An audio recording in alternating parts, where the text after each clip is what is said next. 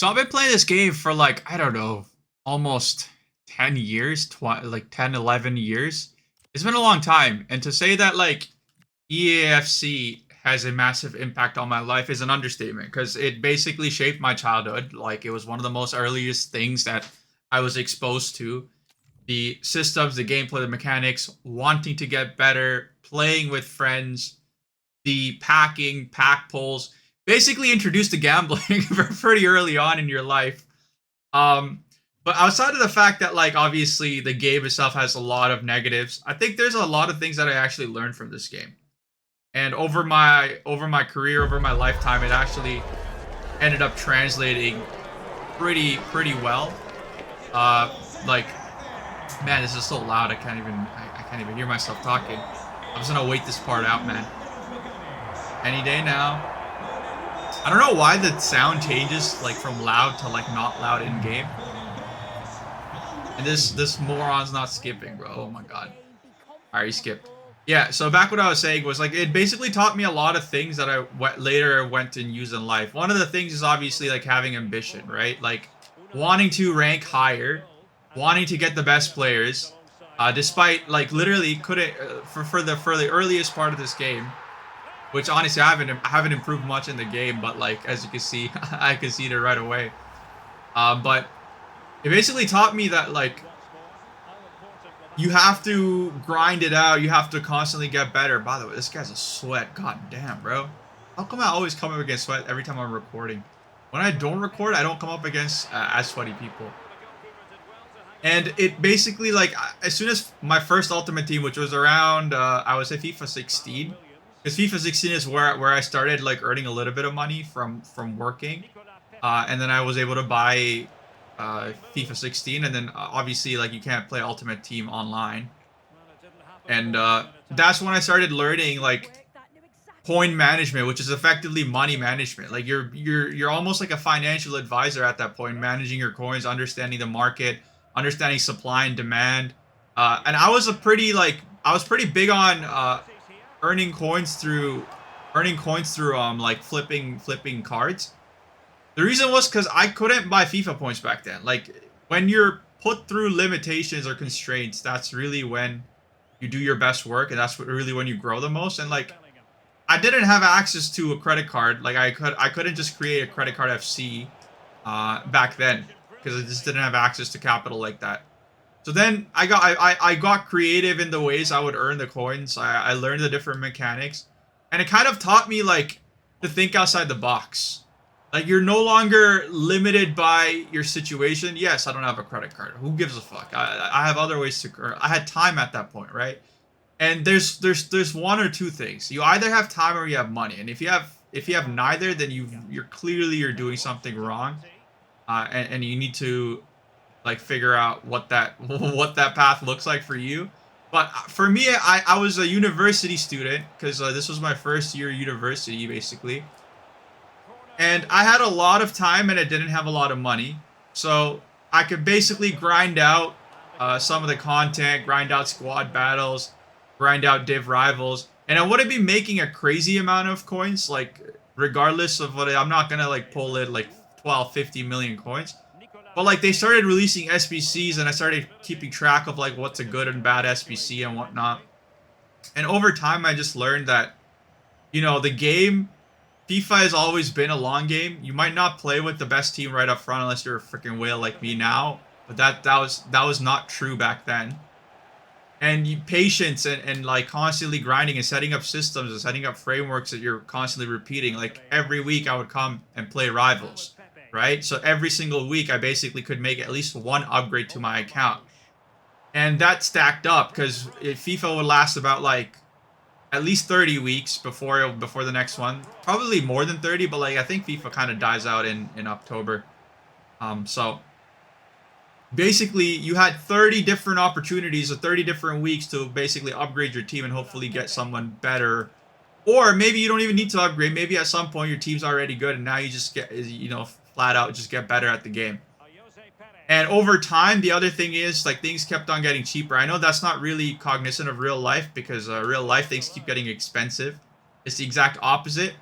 But like relative to, I guess, I guess like relative to your income, things do get cheaper over time because depending on how fast you're moving in your career. For me, I literally tripled my income probably like within 3 years, and obviously that's not gonna last. And it didn't last, but like basically I tripled my income, but it didn't increase my expenses by that much. And I learned that from FIFA too.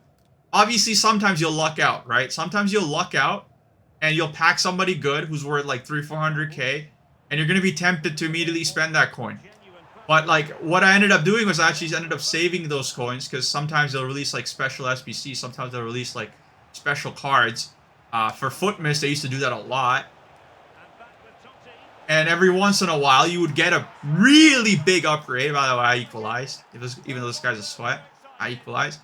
You would really be able to get a massive upgrade, like I would say life-changing, because literally when we got that Alessandrini, when we got that Ryan Kent, some of those cards generally changed the whole team dynamic up.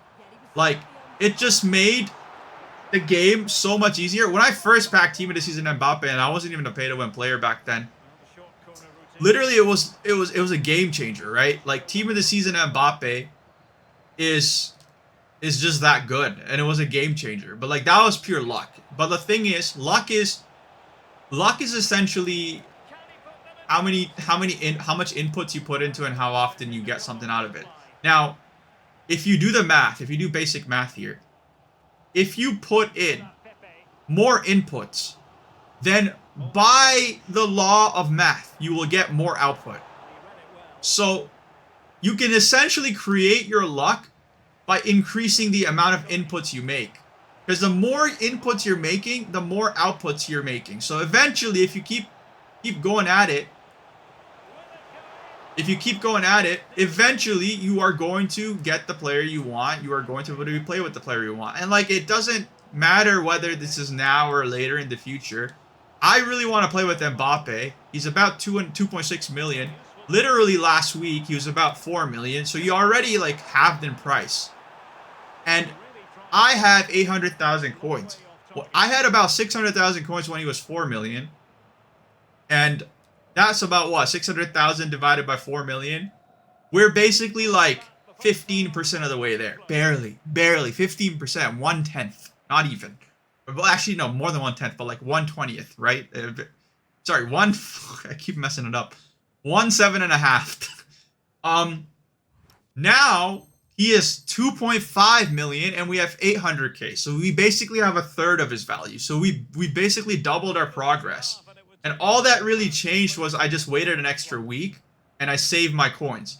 Next week, I'm going to have 1 million coins. And Mbappe's probably going to drop to like 2 million. We're going to be halfway there. Right? And next, it's not like EAFC's been out that long, right? EAFC is celebrating. EAFC hasn't even been out that long. Getting an Mbappe 3 or 4 weeks into the game is insanely good. By all standards, that's insanely good. And I spent a lot of money on the first week, but I stopped spending after because I already got my seed. I looked at it as like a seed fund for my team. Basically, like, spent a bunch of money up front and then not having to spend for a while because I don't need to anymore. Like, my team is already quite good. Come on. Score that. Oh my god, I messed it up. I messed that up. Come on. Bro, this Araujo, like, flat out just intercepts everything, bro. Damn, he's panicking. So, like, we are making really good progress. We are going to get Mbappe probably in a couple weeks. And I'm going to enjoy the hell out of him. Because obviously I didn't have to go, like, full-on whale mode to get him. And that is essentially the same thing in real life. Like, if you want a nice car, you want a nice house, you got to increase the surface area of your luck. And to increase the surface area, you increase your inputs. You create new streams of income. You create new, like, you ask for a raise at work. You prove yourself. And, like, obviously, like, asking without proving removes the... You need to not only prove yourself, but you need to be constantly asking. You also need to be constantly switching jobs. You know, like, one thing I do a lot in this game is change up my team. Some people play with the same team over and over again. I change up my team a lot. The sole purpose is because sometimes the meta shifts and you don't even know it. Like you will literally not even know that there are better players for cheaper because you refuse to change your team. And like I obviously I like having a variety of players I play with. I don't like playing with the same players because, bro, it's like meeting people in life. Like, yes, you're gonna hang out with your loyal friends, so you're gonna have your core players, core mechanics, core friends, core family, whatever. But then like eventually you wanna switch it up a little bit, right? Make new friends, meet new people, and also just like it's statistically a lot better to literally switch jobs. And so the same exact concept I applied with FIFA. Like I just feel as though changing teams often. Come on, there we go. There we go. Is actually like more effective in the long run. It just makes the game more enjoyable. You're like there's novelty. Like you're gonna be able to play with a new toy. Yeah, like any of you who got your dream car will know. Like you kind of get bored of that shit pretty quickly. Why is this guy celebrating every goal, bro? I'm gonna celebrate and piss him off next goal. This guy's celebrating every goal, bro. And then the other thing that this game taught you is to be calm and collected. It really has taught us that. Flat out because this game has an history of toxicity, right? Like some of the celebrations were literally designed to trigger emotion in you. And it does it really well. It does it really, really well. All right, I'm going to celebrate in your face, buddy. What's up, buddy? What's up, buddy? You like that celebration, do ya? You like that celebration, do ya? You watch the full replay. Instead of skipping that shit, you making me watch it? How about you watch it, little bro? That's right, bro. That's right. Watch it. Watch it over. Come on, get more triggered. Understanding calm collectedness, psychological warfare is so key. Like literally everything in life is a psychological warfare. Whether we like to admit it or not, it is a psychological warfare. And the moment you lose your cool, it's extremely difficult to recover from. Especially in FIFA, especially in Weekend League. The immediate moment you lose your cool, you're going to start making bad plays, like I just did right now. Maybe I lost my cool, but it was offside, so we recovered. So now, what makes the most sense is for me to like recover mentally, calm down a little bit, and then make more sensible decisions. Because when you're angry, you're thinking with your animal brain. You're not really thinking like a human anymore. You're thinking more like a dog. And listen, like dogs are smart, at least smarter than most animals. But I would rather be thinking like a human than a dog, especially when it comes to like situations in your career, situations at work. And it's just like, again, same thing with surface area and luck. Some people say, oh, I'm so lucky that like I am the way I am. I'm so calm and collected in these situations. But it's not that at all. It's just because I have been in like such freaking like sweaty, intense situations with FIFA so often that I'm just like okay with a coworker blowing up. Cause yo, like you can't get any more toxic than like Call of Duty, or you can't get any more toxic. You're worried about getting rejected on interviews, bro. Imagine losing a FIFA game. I feel like losing a FIFA game hurts way more than getting rejected on an interview. I'm not gonna lie. And it just makes you like that much more resilient. Why did my keeper move that side? I don't know why my keeper, that was a bad move. I'm gonna make him watch it if I can score another one again. But the reality is, we have gone through basically like one of the most toxic games in the world. And it literally set us up for toxic situations in real life. He won't even charge at me. It actually set us up for that. Okay, I lost the ball. He's then probably going to waste time, is he? Probably going to end up wasting time. And so, like, that is invaluable. Damn, he actually went for that shot, bro. Okay, his right wing is completely open.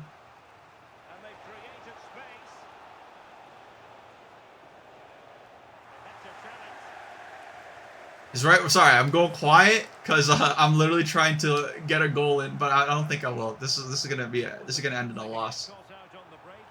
But like the reality is, we have seen so much. By the way, one interesting statistic that they found through a study. Oh my God, how did he miss that? already missed that. Come on, come on, come on, come on. Oh, bro, we were halfway. One study they found was apparently people who game tend to be better surgeons because they have better, like, well, obviously, I don't know the reason why, but if I had to guess, they probably have better hand-eye coordination, probably are used to high-stress environments, probably are used to, like, gathering a lot of information and translating it into output. But they tend to be better, whatchamacallit, better surgeons. Which is an insane statistic. Imagine being told you can be a better surgeon if you play games instead of getting certified. Like, obviously you need those certifications too, but like, imagine you can just improve the rate of surgery because by hiring surgeons who play games. Like, obviously nobody will ever do that or think that way, but it does translate into real life value. It really does. No matter what our parents say, it 100% translates into real value. And that's why I think, like, games, or specifically FIFA, not even just games. Fuck games. Let's talk about FIFA. FIFA has given me advice and has taught me a lot of things that I use actively on a day-to-day basis, and it has fundamentally shaped the person I am today.